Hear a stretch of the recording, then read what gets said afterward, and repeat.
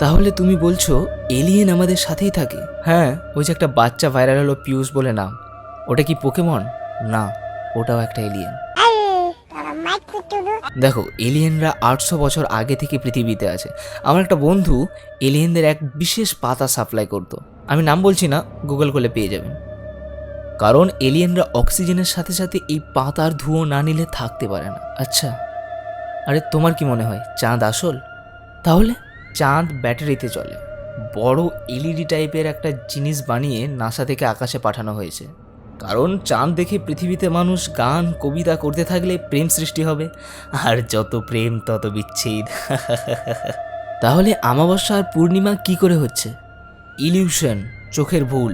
Battery charge শেষ হলে তো অমাবস্যা, তাই তো নাসা থেকে প্রতি মাসে ব্যাটারি চেঞ্জ করিয়ে আসে, আর তারপর হয় পূর্ণিমা। আরে নাসা ইলিউশন করে রেখেছে যাতে সাধারণ মানুষ বুঝতে না পারে যে এই সবুজ পাতা আসলে ফুঁকছে কারা। সে ঠিক, কিন্তু তুমি এত সব জানলে কি করে? আমি সব জানি, আর কি কোয়েশ্চেন আছে নেক্সট?